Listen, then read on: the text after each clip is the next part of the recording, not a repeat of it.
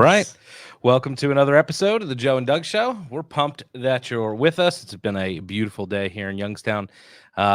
We can't go into the show and talk about leadership or self-help or any of this stuff before we pause. And I don't even know if you've seen on the news. I know you've been crazy busy, but I caught it on the way here that 12 of our service members have died at the Kabul airport, and another 15 are wounded, and we don't know how many Americans and Afghans. I hear there's a total of 60 dead.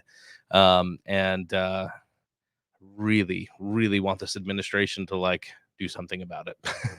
Yeah, I mean, there's obviously on our end, we're not getting on a plane and going over there and doing something about it, but I don't know, something rises up in you, and it's an important thing. It's good for us to talk about finance and law of attraction and all that sort of stuff, but some things kind of take precedent. And that was one of those things that was aching my heart a little bit today.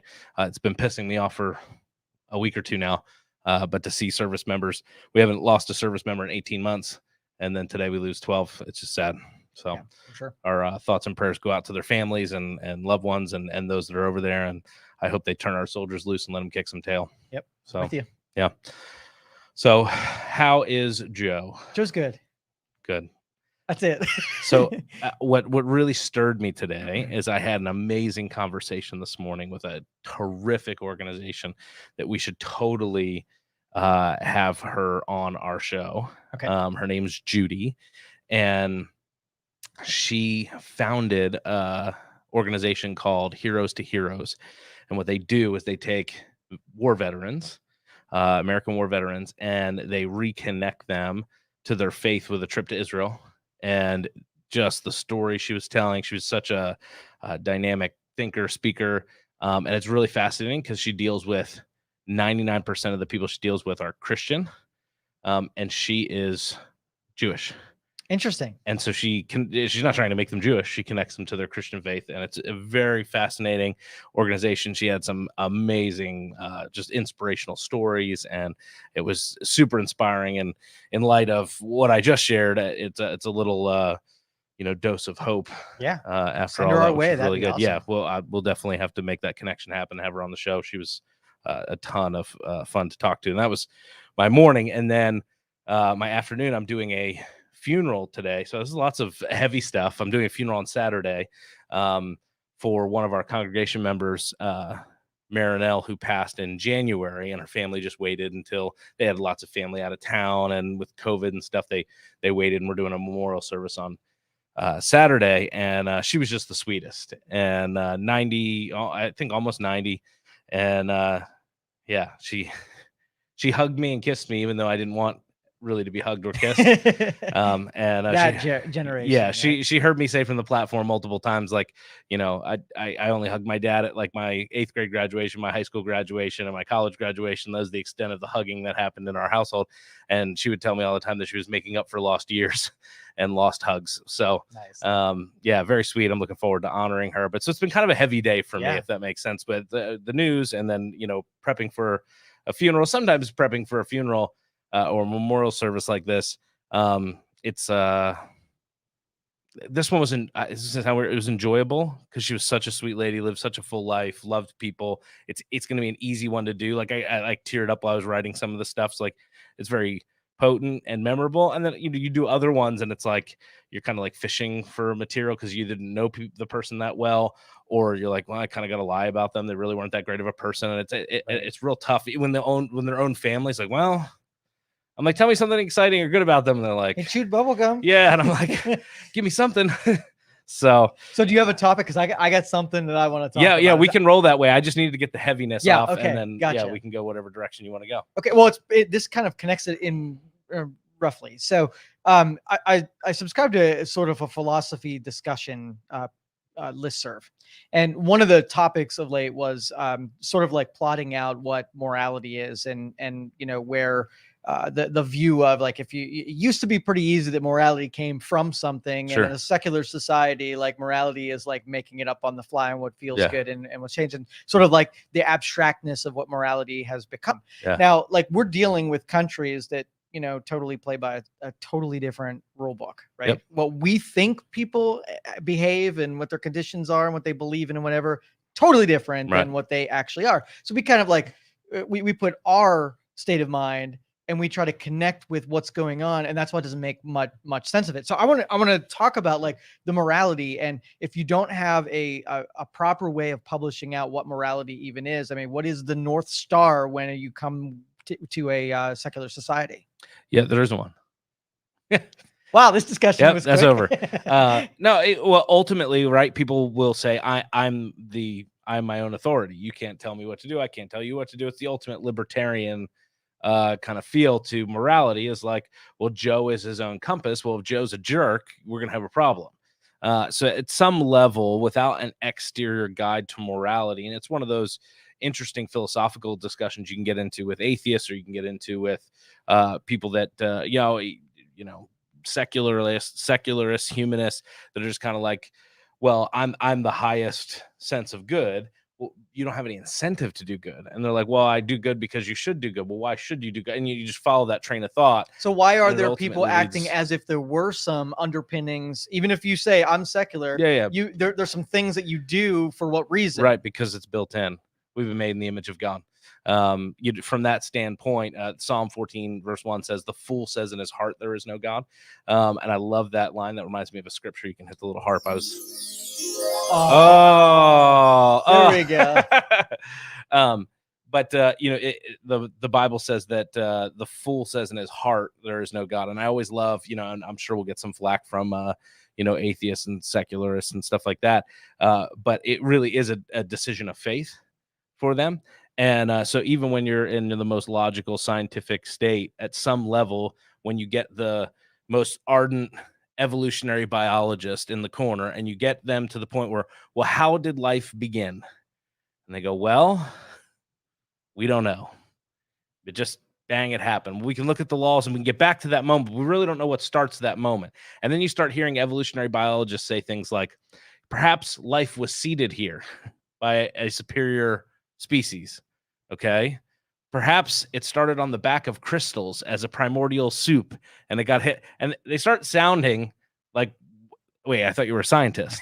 And that's the whole thing, is at some point, it doesn't matter what your logic is, whether we're talking about the creation of the world, whether we're talking morals, at some point you get to a spot where I have to make a leap of faith. Whether that leap of faith is God, whether that leap of faith is alien seeded life here, whatever it is, at some level, you're going to have to do that. And the morality side of things, the reason people have a natural built-in moral compass, because we've been made in the image of God. And I think that explains why bad people do good things sometimes, why people that don't believe in God do good things. That moral compass is built in. So why kids have a conscience. We use that sort of term that, why did you know that was bad? Or why did you feel bad about doing something? No one had to tell Abraham when he was 2, and I told him not to do something, then he did it. No one had to tell him to hide it behind his back or to feel bad about it. He naturally did. It's built in. Right. And you see that kind of across the board. And so I think some of that, you start getting into the creation ideas. And when you steer from that, though, and you say, well, there is no moral compass outside of myself, then I can kill you. Then society decides and we all vote on it. Well, if you get enough bad people in on a vote, right? Right. Well, and relativism is part of the crux of some of this discussion, because if you think like, Right. when we start comparing ourselves to what we think is good, and then it becomes sort of like a pseudo compass because Yep. we're comparing it to another individual. Like, I truly believe that I don't know what's moving here. I don't know if I got smarter or the world got dumber, and I don't necessarily think it matters, because when you have Both. the comparison between the two, is it moving away from you or are you moving towards it? I mean, did I become more moral or did the world just go to hell? That kind of a Yeah. thing. Well, it's so interesting because most people are craving the stability of an external morality. Most people are looking for that. They like the relativism when it suits them, but when they want justice, they want absolutism. Yeah. And so, and it's a very fascinating dichotomy that people end up in, because ultimately, when you live in that relative, why does it matter? Call people racist or whatever. Well, it's relative. Like, why do you get to decide that? Well, no, that's absolute. Like, you don't get to play both sides of that coin. Like, either there's absolute morals that come from somewhere, or everything's relative, and I can tell you to go suck wind and do what I want. And I think that's where people start to get into a space, and it becomes very shaky ground, because when you get into some of this relativism stuff, they like it to be relative as long as it suits them. And then they want it to be absolute for you, as long as you should agree with their relative ideas. And if you don't, they're absolutely sure that you're wrong. And so, if you were to guess, like a prediction here, Yeah. following this thread, do you Yeah. think it resulted in like lots of things being unearthed and everybody got more enlightened because of it? Or do you think it decayed to the point where it turned into academics really calling each other names? Which do you think happened? Yeah. I think it's pretty obvious if you look around. But I think it's actually going to be the thing that swings the pendulum in the other direction. For sure. Is there's going to be a generation that comes up. There's going to be people that look at this and really see how silly it is, and the pendulum will swing back in the other direction. You'll end up with a new age of Puritans. You'll end up with some Or like interesting stuff. The bigger fear, though, is if the rest of the world doesn't subscribe to that traditionalism, where it's more like savage than it is, civilized. What if the savages take a bigger section and it becomes more brutal instead of more civil? It very well could.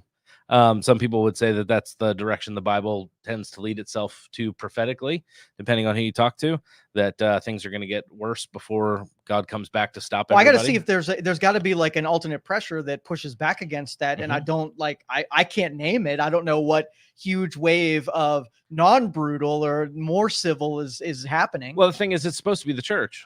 I mean, in it being the pastor sitting at the table, the church has absolutely given away its authority and its leadership in every sphere. Where did all of scientific breakthroughs come from? Medicine, hospitals, all of that stuff started in the church, and then they gave it away and they secularized it, and they said, oh, that's not for the church, you just do spiritual things on Sunday. And education all started in the church. All of you go and you look at the great universities, Harvard, all those were started as seminaries to train ministers, and then we gave it away. And we do that over and over and over again. And we end up with, well, you're just the spiritual people. Go sit in the corner and don't tell us about God. Just leave us alone. We're going to handle the science. We're going to handle the entertainment, the arts, all of that stuff, is all birthed in the church a lot. But if you add up Christian believers, they are the majority of all people. So you could decide if you wanted to not be the lack of influence that you have right now. The number one issue that was driven at pastors in the last two elections, in 2012, when Barack Obama ran against Mitt Romney, it was something in the neighborhood of 25 million Christians stayed home. Wow. And they were like, the election wasn't decided by that much. If they just showed up. Now, they had an issue because Mitt Romney is a Mormon, and so they didn't count that in the evangelical sphere, and it's not, and I don't have time to get into the nuance of all that, but so there was a hang up there. And then when you come to 2016, right, Trump was an anomaly. A lot of Christians didn't know what to do with Trump. He split the church just about down the middle, because you had a lot of people that were like, this guy's an absolute scumbag personally, but he's espousing all this stuff over here. And he would try and talk in churches. And to be honest with you, some of it was just embarrassing. I forget, I think he was at Liberty University or something like that. And he was like, my favorite verse, 2 Corinthians. I'm like, no Christian calls it 2 Corinthians, bro. And he was, and I get it. And people were like, well, he was trying to do his best to appeal to that part of the country. And was his faith genuine or not? Only God knows that. I'm not about to sit here and say that he was this, stellar born again Christian, or that he was faking the whole thing. It could very well be very genuine, but the church had a problem. They were like, we don't know what to do with this guy. He espouses a lot of the stuff that we like from a policy standpoint, but we hate his personal moral compass. And then when he ran again, it was very difficult, because you had a whole bunch of policies that we hated, and the church was in a spot, and a lot of people stayed home, or they voted third party. So what do you think then, if like right now we're talking about, like, we're treating the Taliban like they're an actual, whatever. They're We're dealing with them, bunch of 8th century barbarian goat herders. Yes. And they're so, gonna chop like, people's heads off is what could they're you gonna ever see, since obviously the church isn't carrying any of the influence, and the secularists are dealing with the secularists and trying to infiltrate and put morals back into them, even if you don't have control of the hearts? Well, but here's the whole thing, is like, eventually that system corrupts itself and falls. When you don't have underpinnings, that the underpinnings, you don't have. There's a scripture, Joe. You're dealing me up. I'm on fire today. That says, "Don't move the ancient boundary stones." I think it's in Proverbs, and um, and the idea being like those stones were put there on purpose. And a lot of times we come in and we go, "Wow, that's stupid. Let's just move it around." And sometimes we need to advance stuff and move stuff, but there are certain pillars that are put in place that we're building society. And when you pull that out, you don't realize all the other things that are attached to it. And so I believe with all my heart that just look at Europe. I mean, you talk about a society that's gone secular for probably, I don't know, 50 to 100 years at least now. You have whole countries' economies collapsing. You have all sorts of stuff. The social fabric. You have higher rates of all kinds of uh, you know mental problems and different things like that, suicide, etc. And we're just following suit. We're a little bit behind them. But the further secular you go, the more you're looking for hope, the more you're looking for an absolute, and it opens up, a harvest field for the church to actually step in and do what the church is designed to do. The problem is the church is too busy trying to impress a secular culture instead of being opposite the culture. Like we're literally called to be counterculture. People are supposed to look at us and go, "You're different. You don't do that like everybody else." Not different in a weird sense, but different in that's like Jesus was attractive when he showed up. People were like, "There's something about him that I want." And the church has spent a lot of time being weird. Everybody's like, "I don't know if I want that. You're different, but different in a sense where people are looking at that going, why do you have peace when everybody else is running around like this? Why aren't you afraid when everybody else is terrified? Why aren't it's supposed to be juxtaposed to the culture, not just in the sense that like we don't drink, we don't dance, we don't smoke, we don't go to movies or whatever. Like they, in the holy rollers in the 30s and 40s, you had to sign cards and stuff when you went to church and you became a member of the church, Joe. You'd sign and say, I'm not going to drink, I'm not going to go to the movies, I'm not going to play cards. It all a whole list of don'ts, and that was the way that they were holy and separate from the world. We're going to be different than everybody else. And while there are things that God asks us to abstain from, and I'm not saying that list is what he asks us to abstain from, there are certain things that he says aren't good for us and aren't healthy for us. That's not what he meant by different. Different is I can walk into wherever, a bar, pick your spot, and I'm not going to be affected by the outside stuff. I can go into places, I can sit with other people, and they're not going to influence me. I'm going to influence them because the same spirit that raised Christ from the dead lives in me. And so when I walk into those places, I have a power that they don't. And too many Christians are terrified of that. And so we walk around and we're fighting with both hands tied behind our back. And everybody's like, why do we keep losing? Well, untie yourself and go in there with some. I'm preaching now.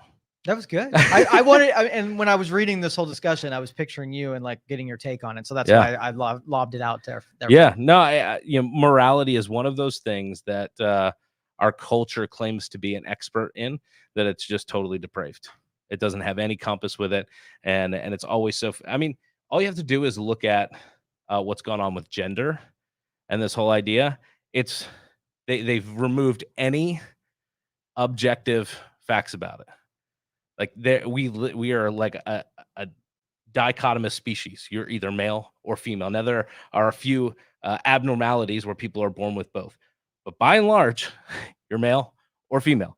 And in that sense, I can pull down your pants and I can tell you what gender you are. Now we can have a discussion about how you feel, but how you feel has zero to do with your biology and zero to do with how God made you. And so when you start getting into a conversation like that with people, and you pull the objective factor out, the Genesis one, where he says he made them male and female, God made them, and it says it right up front. And then we can see that in biology. When you pull that out of the mix, well, you get all kinds of depraved stuff. You get all kinds of weird stuff, and people can do whatever they want to do. And here's the thing, though, like you're free to do whatever you want. Like you don't have to like what I'm saying. I'm just telling you that the world adds up and makes more sense this way. And so by all means, you can keep running in that direction, whether it's gender stuff, whether it's sexuality, it doesn't matter. The world will make up its own set of morals, and they'll collapse because they're not built on the right thing. Yeah, and even like acceptances and tolerances, the meanings of those words have changed. Totally different. Yeah. I'd like to feel that, if anybody's in their pursuit, it's not up to me to like get in the way of their pursuit. So whatever you want to say to yourself or call yourself, it's only when I am being coerced into feeling differently than I do that you're impeding on, my expression. I've said multiple times, it's the United States of America. 2 guys want to marry, 2 girls want to marry, all that sort of stuff. Like the government should just stay out of it, but don't demand that I sanction it, approve it, and have to do it at my church.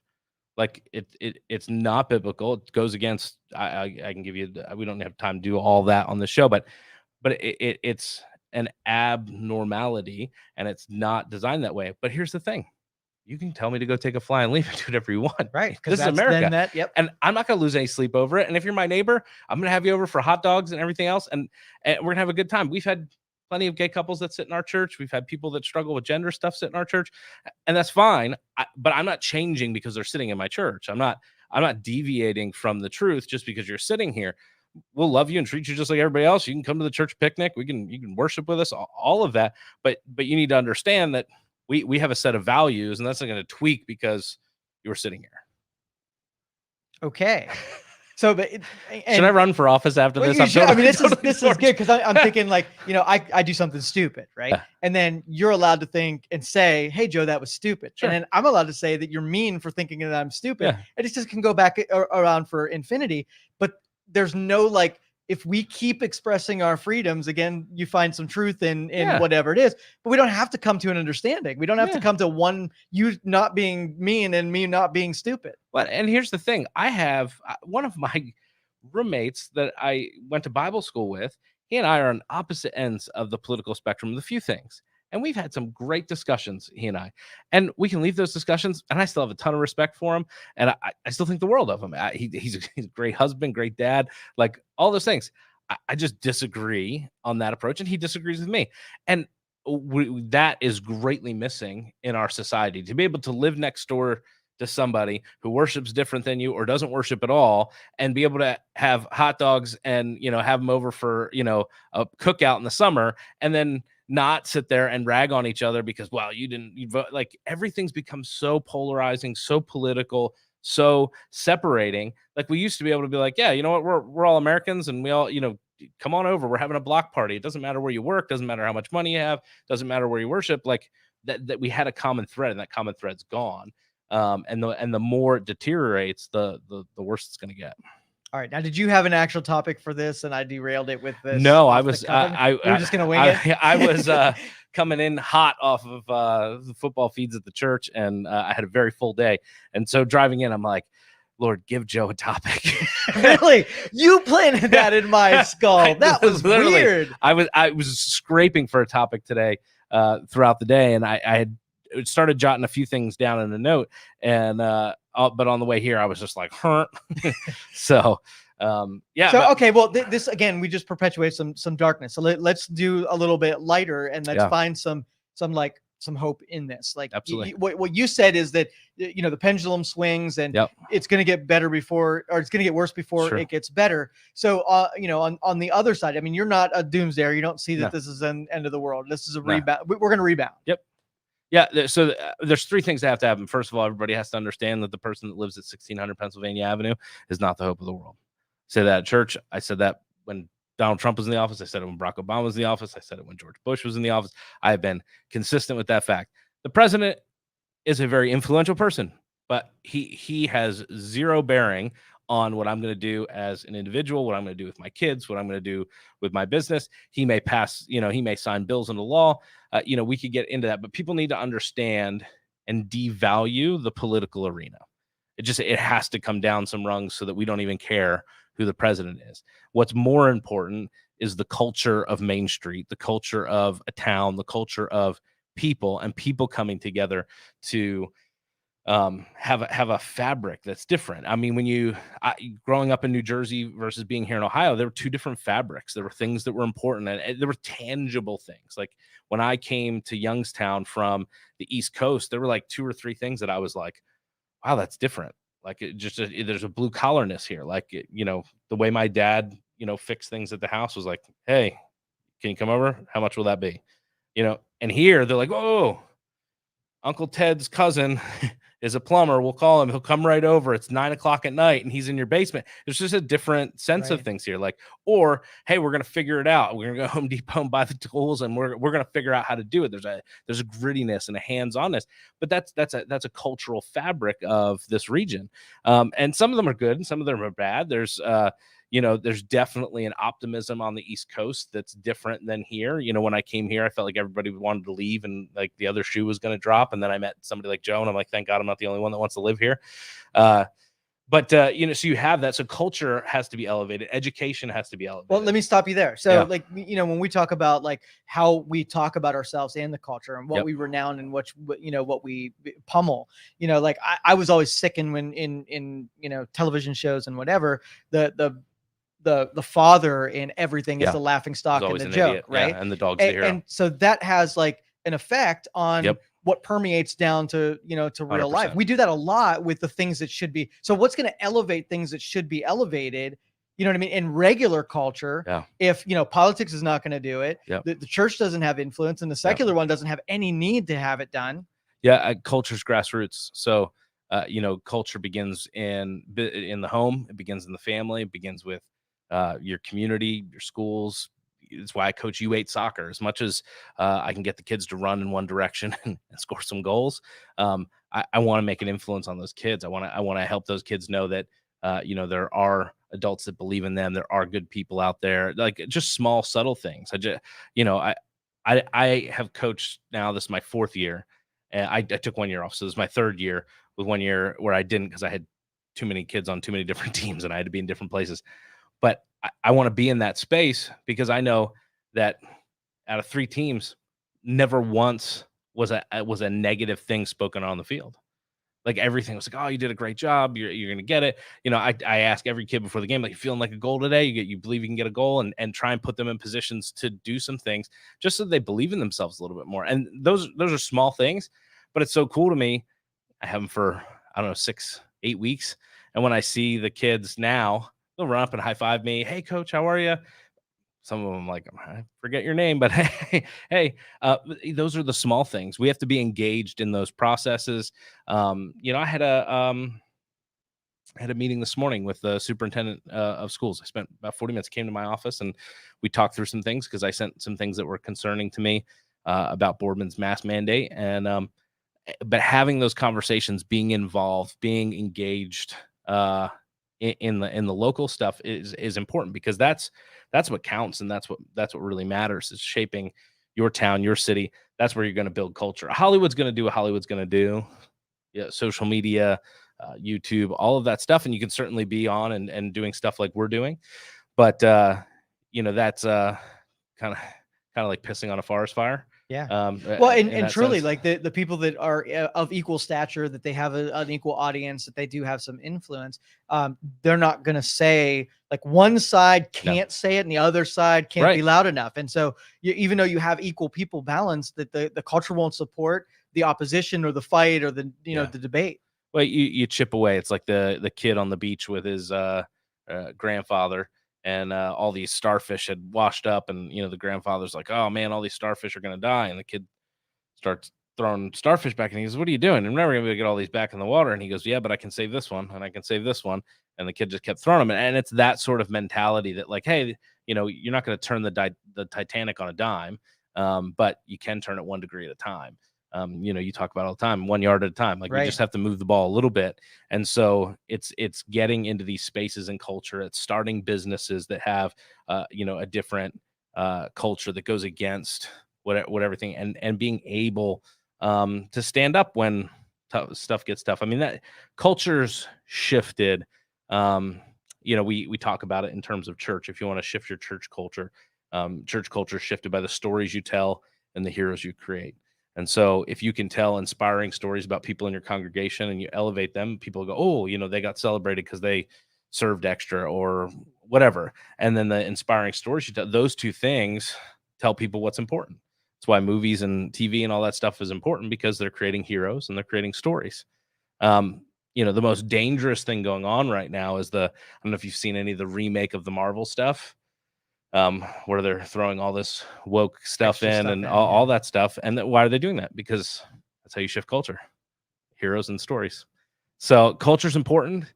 Education is hugely paramount, and I haven't realized it until, like, I feel like this is the first year all 4 of mine are in school, and I'm recognizing more and more that, like, what my kids learn, and not just what they learn, but who's teaching them, and the content. I can only do so much as a parent. You know, I can bring them to church for an hour a week, but they're going to school for 6, 7, 8 hours a day, extracurriculars, all that stuff. Who gets the influence there? And so we have to be involved in that space. We need more people with a moral compass to be teachers and stuff like that. We need more people. And I'm not saying that all teachers are bad or anything like that. There's some great teachers. I'm very excited for Charlotte's teacher this year. She was very sweet. We just met her, and you know, uh, just all of that to say, we're going to have to engage in some areas where we've been asleep at the wheel, and Right. that's the whole thing, is we're just asleep. Here's another thing too. I think I'm a little bit of this problem, and risk reward calculations. If you Mhm. step out, Yeah. and does your team support you Mhm. when it gets hot, right? Yeah. And I don't feel like there's enough courage in that to to support it. So I think Sure. a lot of people would toe it out there a little bit and say, okay, if this goes south, right? What's the outlook? Really dire. If it doesn't go south, what's the outlook? Way better, right? And it's Yeah. easier to choose the one, especially if you don't feel like you have a team around you, you have support behind you, and have the courage to support you. But I mean, that's the beauty of moral convictions. And when you have an exterior moral source, it doesn't matter what everybody else thinks. People say all the time, like, I just need me and God, and that's a majority, right? No, God doesn't need anybody. It is what He says it is, and whether you agree with Him or not, He doesn't care. It's a reality on the ground, and so 60%, 80% of the country can believe one thing. I'm a, I'm going to stand over here. Right. Well, and I know that's with you, but if we have somebody who is teetering, well, maybe they don't have the convictions that Sure. allow them to step out like that, but we Yeah. need that person to have more faith. That person has to be more, we see examples of, I want to use like Mike Lindell. He was one of those ones that Yeah. I don't know Yeah. any what thing went down, but I know that he got pretty canceled by a lot Yeah. of people. And I think, My wife and I bought my pillows intentionally because well, everyone. and that's the Yeah. community rallying around somebody who, he couldn't be silenced, he couldn't Yep. be tossed out like And he's that. got a crazy cool story. I don't know if you ever heard his I'm story. not. He was like a total like crack addict, like way out there, came to faith in the Lord, and then he's been the successful entrepreneur and stuff like that. That's super short version, but really powerful story of redemption. And he does a ton to help with charities and different stuff like that. He's a real like inspiring figure in that. And obviously he has his political convictions and doesn't mind speaking out. But it's always interesting when you do that and you put your neck on the line. And you're saying about those people that are teetering. I think this is where strategy is important. And I've come to this conclusion like yesterday. This is a huge conclusion. Okay. So on the left side of the aisle, they all will buy in lockstep to their party line, whatever it is, even if they really don't agree with it, they're in. It's very rare that you have people deviate. Every once in a while you do, but it's just to save political skin. It's not a principle thing. The only reason Joe Manchin is because he's in a state that voted for Trump by like 97 points, and he can't move off of certain things. Bill Maher is the outlier. Right. So here's the thing. So on the left, you have pretty much everybody in lockstep, but on the right, the whole premise of the right is we have some libertarians and we have some neocons and we have Tea Partiers and we have fiscal conservative, and you have this whole spread and gambit of folks, and at the core is individual liberty. So, when you look at something, for instance, the repeal of Obamacare, everybody's like, oh, they couldn't get it done. They all wanted to do it, but they all disagreed on how, and everybody took their individual liberty, and nobody jumped on the party train to do it, and so it couldn't get done. And I think that that individual liberty side of things is the thing that keeps. It does two things. One, libertarians don't like to get involved because they just want to be left alone, and then you have the rest of the kind of right side of the conservative movement all have different kind of spaces, priorities for their policy agenda and other stuff. So it's super important that we understand how we're navigating this, so that the left will push stuff through and the right will get stuck, and everybody like, oh, they can't get it done. They had the presidency, the House, and the Senate, and everybody got all frustrated with that.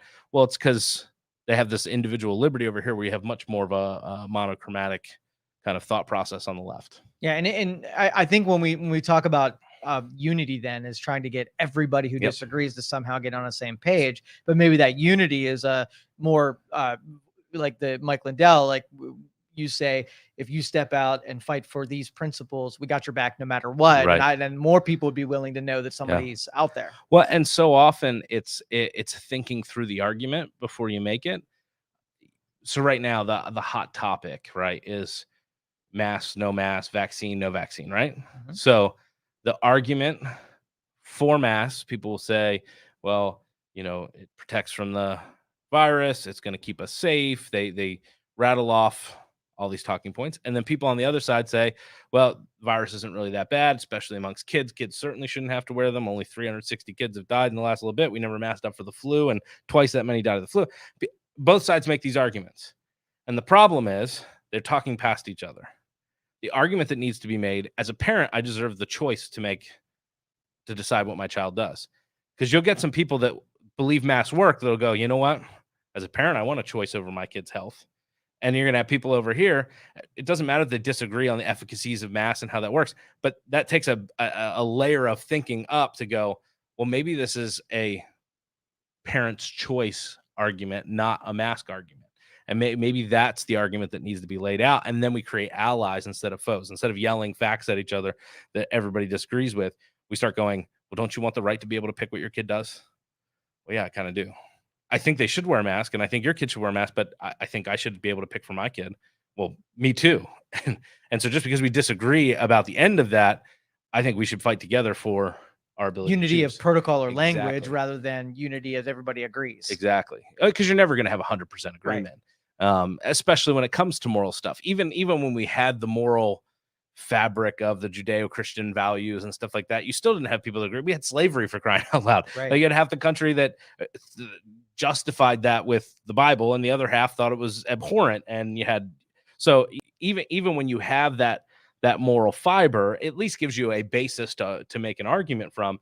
But you're still going to have disagreements along there. I mean, there's disagreements in the church on a number of different things. Yeah, and what I hate most about what we've constructed is it's, even if you're a reasonable person, there's so many asterisks and exclusions. Yeah. Instead of following a principle and saying no killing, right? Mhm. Well, what about that kind of a thing? And so you can't establish something that everybody can kind of hang their hat on. Right. Where, like, do we steal? Right? Stealing bad no matter what. And like, well, what if you're hungry? And all of these little exemptions make it a contortionist of whether or not that sin is somehow justified and it's allowable. Well, I mean, look at something like drugs, right? So when you look at drugs, obviously the abuse of drugs leads to horrible things. Overdose, the opioid crisis, no justification for that being a good or healthy thing.